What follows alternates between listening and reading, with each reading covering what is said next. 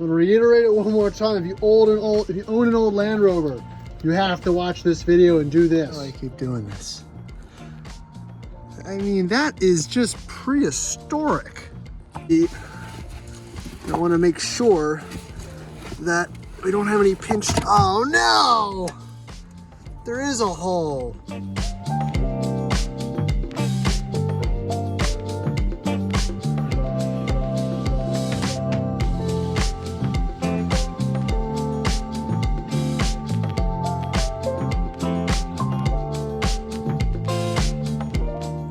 Howdy, welcome back to the Addicted Motors YouTube channel. I'm Troy, and this is my 94 D1 5-speed. All right, now in my previous videos, I did two of one, me picking up this truck up from my friend who picked it up from Tennessee, where we discovered that the transmission makes a terrible noise. I'm assuming at this point it's a throwout bearing.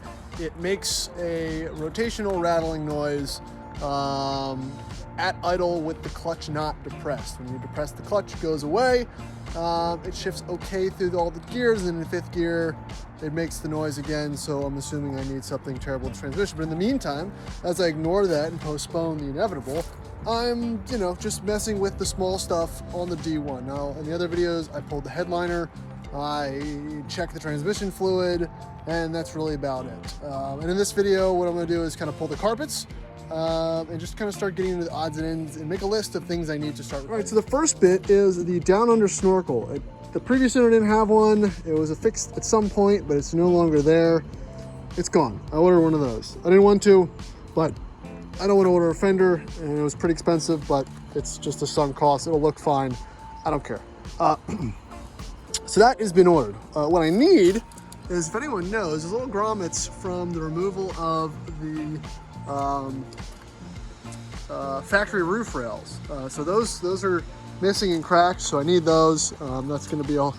No, I mean, I could just fill it with silicone, but I don't want to go that far yet. Next thing being my wiggly wobbly headlights. So I'm missing the hardware and the pieces for that, so I have that on order, and I found the piece that goes there.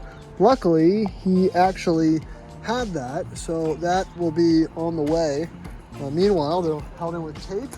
Not super ideal.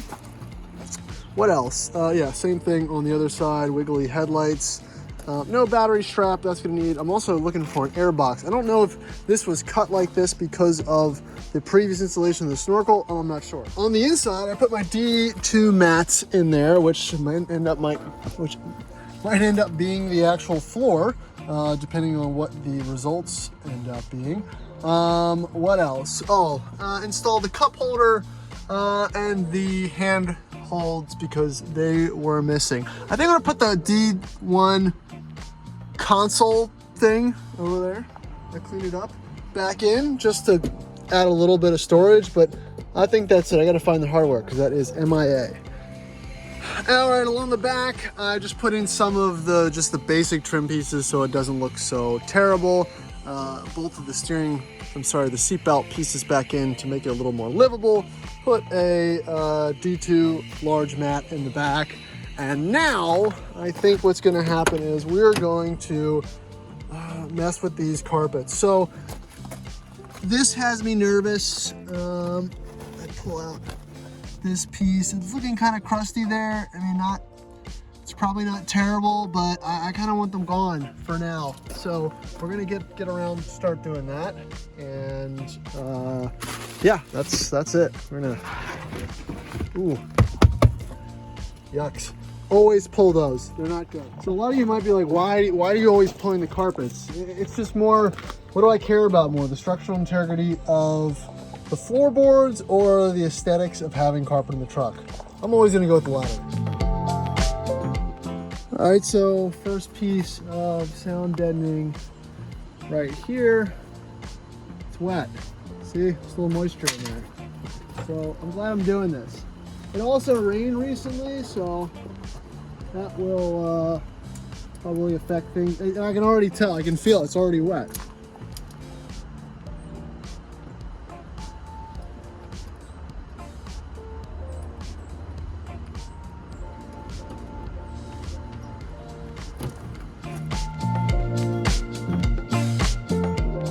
All right, so here it is. Here is the culprit. Here is what ruins trucks. This is what ruins Land Rovers. And if we pull this back, obviously it is wet. So this all needs to be pulled out. Disgusting. Oh man, I love it. I'm telling you, if you own a disco, pull your carpets out.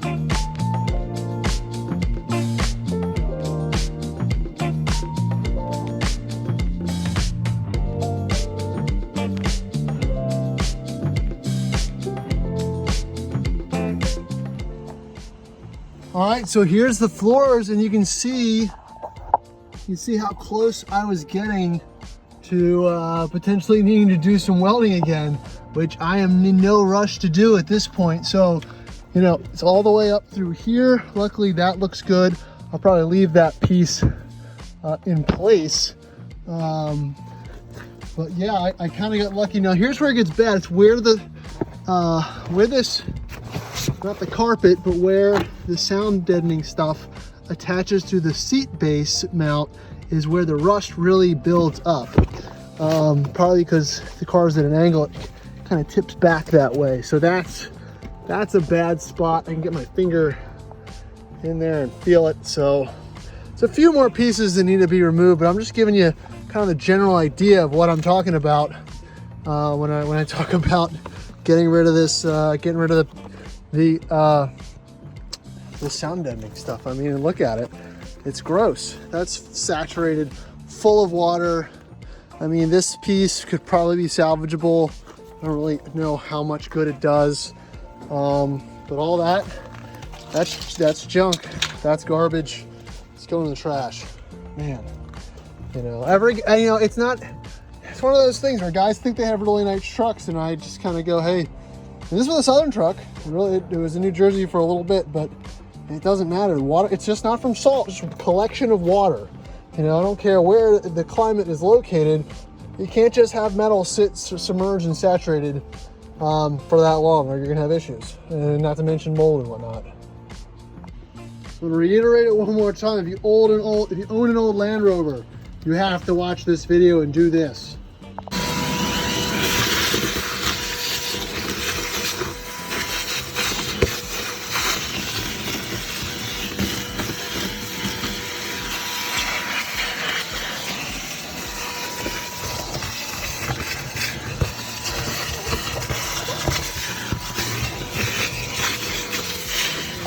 Interior of a car should make this sound.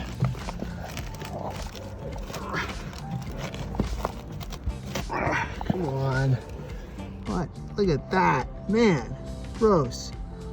I've never really looked under this panel. Oh man. Oh boy. Why do I keep doing this?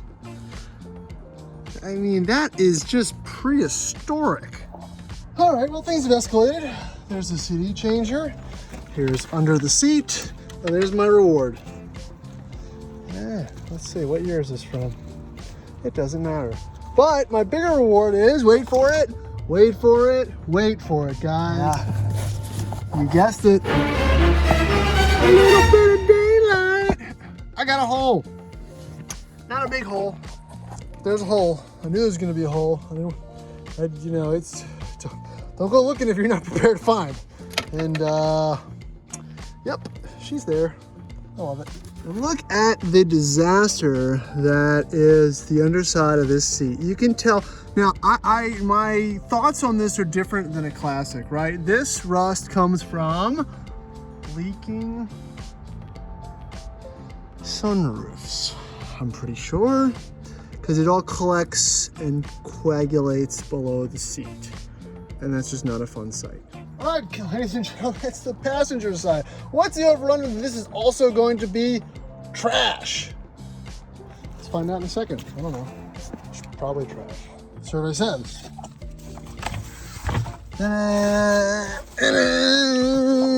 It's wet.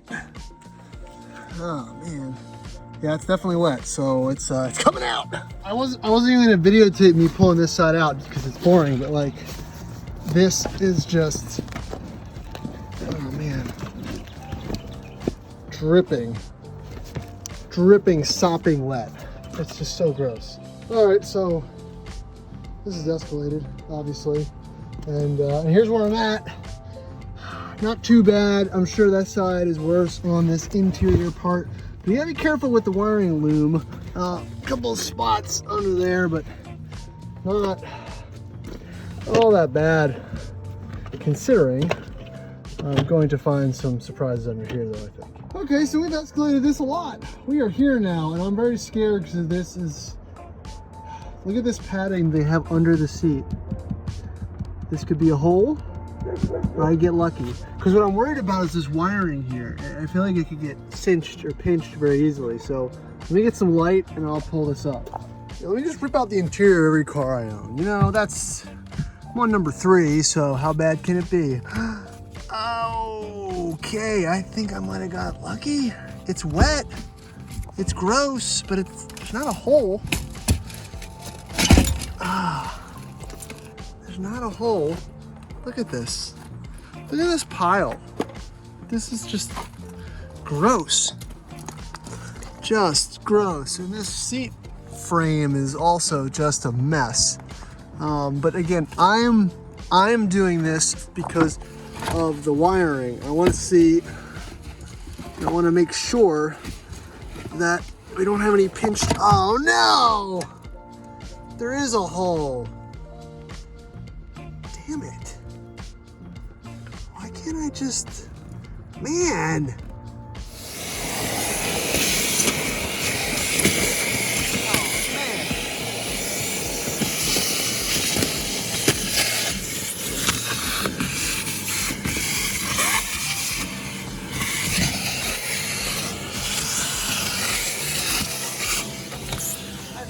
So here I am once again with another pile of sopping, disgusting Land Rover interior bits. And welcome to our next series, repairing the floors on a supposedly not rusty 1994 Land Rover Discovery 1. Cool, thanks for watching. No, but in all seriousness, I was hoping to pull the carpets, have it be fine, and call it a day. That's not going to be the case, so I'm gonna have to fix that hole. I'm gonna have to POR the floors. Let's put it all back. Not the worst thing. I'm sure you guys would like the content, so. All right, welcome back to a terrible, well, thanks for watching a terrible Troy buys a Land Rover that he's going to have to keep, and it's terrible, and I have to do lots of fixes and spend a lot of money to fix it. So if you like that type of poor decision making, please like, subscribe, and do all that fun YouTube stuff, and help support the channel. I appreciate you guys watching. And drop a comment below about what I should do or not do. I've watched a lot of videos on classic floor repair, not a lot on D2 floor repair, but I guess I have to get the welder, let the welder back out. I'm excited to do that. It's what I want to do every night in the cold. It's what I enjoy doing. A little crafty.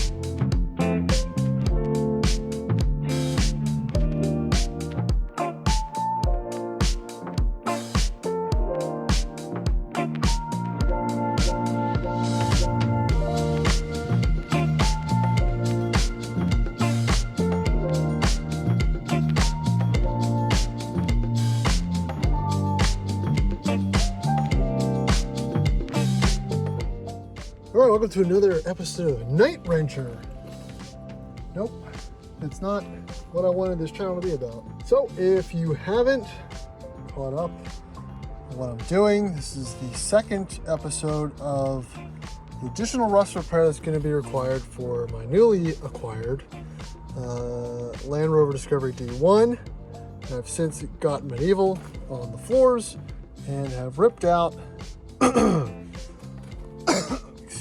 ripped out everything. So here's where I'm at on the driver's side. And I'll drop in the comments what you would do. This is okay. I am not upset with how this looks. That being said, I'm going to treat it with some rust prevention, and I'm going to probably pour 15 it. Unfortunately, all the bolts for the seat base are rounded off. And there's a couple holes over there. And the state of the bottom of the seat is to the point where I can't really, I don't want to cut it off because I don't have a piece to reattach it. I'm going to make that a later problem. because if you can tell, it's disgusting.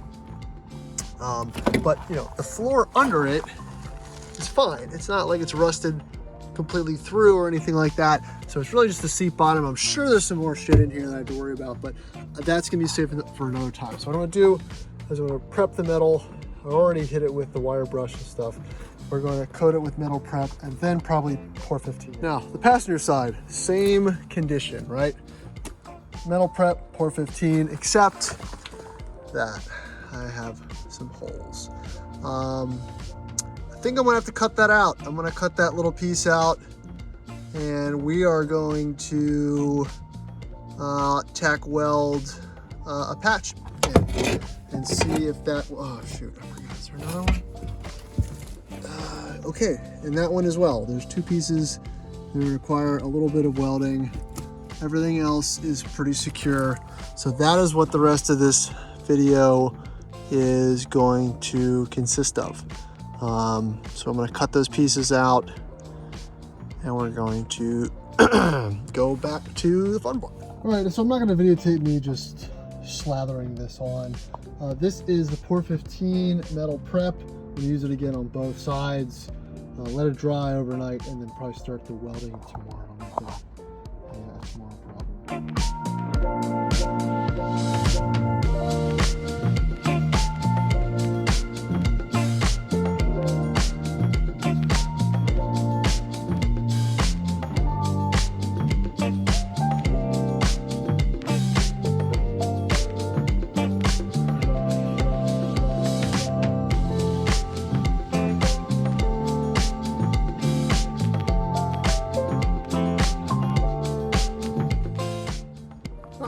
It's the next day, and oh man, it's still there. So I spent the time last night. I cut out the rust, and now I have to put some metal where the rust was. Nice. Well, that's not good.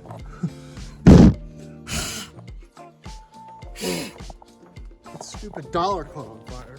Oh, and a dumb way for your truck to burn down is a bonus dollar you found catches on fire and kills it. Holy crap. All right, so that's the first little piece that I made. And I think we'll start from there and work down. Unfortunately, I broke my camera mount last night, so we'll just see the beginning and the after product, but that's okay. This wasn't supposed to be a fabrication video at all. So, you know, actually, and I think we'll bring it all the way to there. We'll fill in that piece with another small square. That's probably, oh wait, no, I gotta protect so the seat mount, the seat bolt goes there, so I can't cover that up. Important. All right, so that's phase one. The piece is tacked in, and we're just gonna continue the weld and kind of secure things up. Yeah, it's not bad. I don't mind how that's gonna turn out, and then we're gonna, you know, dress it in, make it look a little prettier, and continue on with our life. And then forget that we saw this and this happened.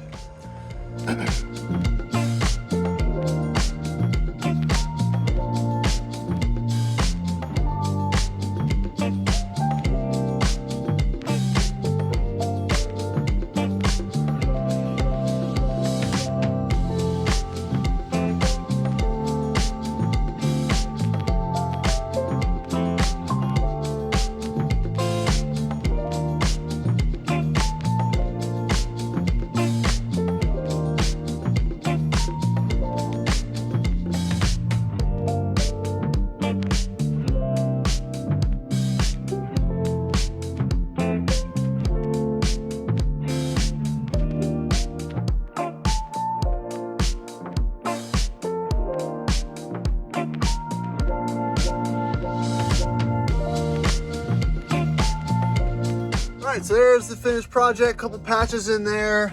Time to vacuum everything up, hit it with some seam sealer, and then pour 15 it. And then hopefully I get these seats back in. I'm not trying to make this a super long project. So I have to probably run to the store and grab some seam sealer because I used it all, you know, and that's just how it goes. All right, now the finished product. The seats are not in place yet or anything like that, but